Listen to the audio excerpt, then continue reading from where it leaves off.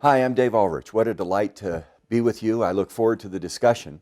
Today we're going to talk about a very simple question. What makes an effective HR professional? You know, that's a question that's been around for a long time. In 1987, with Wayne Brockbank, Dale Lake, and Arthur Young, we began a study of competencies of successful HR professionals. And over the last 25 years, we've done a study every 5 years to look at what HR professionals need to be, know, and do to be successful. In 2007, we found 6 sets of skills of a successful HR professional aligned around people and business. Credible activist, you need to know. You need to build credibility. Business ally, you need to connect with the business.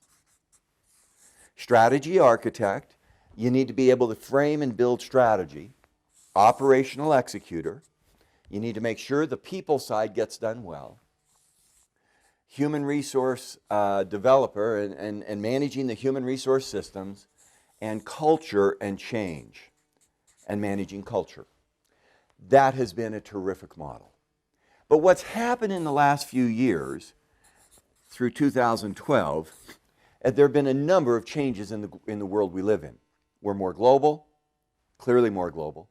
We're more competitive. The cycle time for change is increasing. We have to build individual and organizational success. So in 2011, with some incredible partners, co-sponsored by the University of Michigan and RBL Group, we've been able to look at what's the evolution of the skill set for HR people going forward.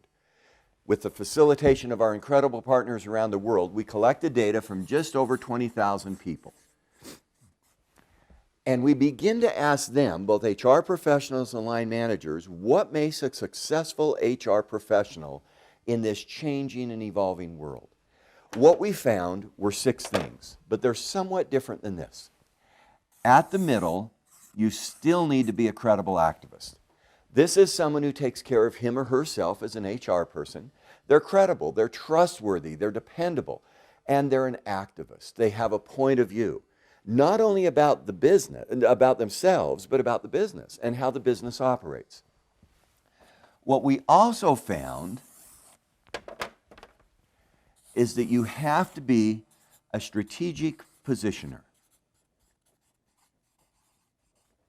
It's very interesting. HR today has to be able to position the business that they work in the outside context. That's in the world in which we live. That's with social, technological, economic, demographic trends, managing customers, managing stakeholders.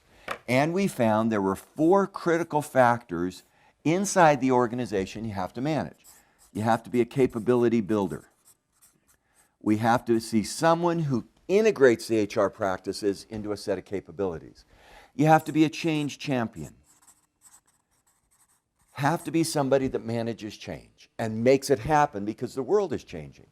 Have to be an HR innovator and integrator. Innovation means doing new and creative HR things, and to be a technology proponent.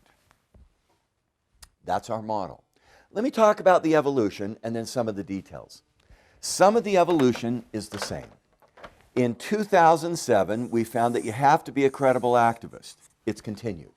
Today, you still have to be a credible activist. But more than ever, that means having a point of view about how the business succeeds in what it does. It's not enough to build trust. It's trust with a perspective. What we then found is knowing the business and strategy architect come into being a strategic positioner. We've raised the bar on HR. We haven't, but our data has. Here, you have to know finance, marketing, strategy. You have to know the basics of business. That's true. And instead of being an architect of strategy or co-architect, you have to be able to position your business in the markets and economies in which we serve. We found in this data that if HR doesn't know the business and link to strategy, they're going to be in trouble. That's not enough. You have to take that knowledge and position your company to be successful. HR. HR now has to do 2 very specific things. One is innovate.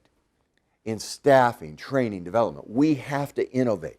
We have to look at the next generation. And we have to integrate. And one of the most fascinating things we found within HR is that it's around people, it's around performance, it's around communication, it's around organization, but it's also around leadership. And leadership becomes the integrator that allows those other things to happen. Operational efficiency is now part of technology proponent. Technology has three levels. One level of technology is getting the basics done well, doing HR more efficiently, getting HR done effectively. HR is getting outsourced. It's being done through technology. Another source of technology proficiency is sharing information. We suddenly live in an information-rich world. But ultimately, technology is a proficient lever when it builds a social media, when the knowledge and data we have connects to the customer and to the employee. And then the change issue has separated. Change has become so critical that we have to manage change. Two parts. One is initiating change, and the other is sustaining change. And culture. Culture is now part of the creation of a set of capabilities. Everything in HR gets integrated around what the organization is known for and good at doing. That's the capability builder. And HR cannot just be an isolated set of practices. It has to be someone that integrates those. And what we found is those 6 sets of skills make an HR professional effective. They explain how good a job I do in HR. Can I manage those things well? And in fact, the most critical is credible activist. It continues to be a central part. But it also determines how effective my business is.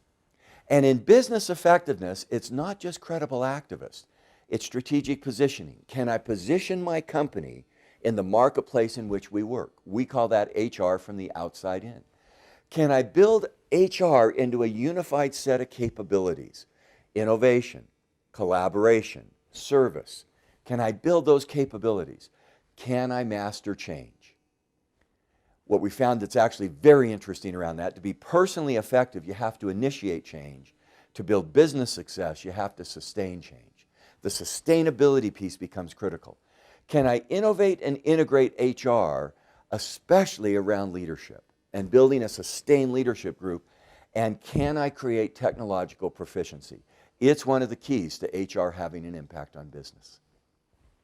What makes an effective HR professional? We've studied it for 25 years. We now have confidence that 20,000 people, half from HR, half from line management, have given us specific, concrete counsel as to what we should know and do. What a great time to be in HR. We're no longer crying for attention. We have opportunities to make a difference. Thank you.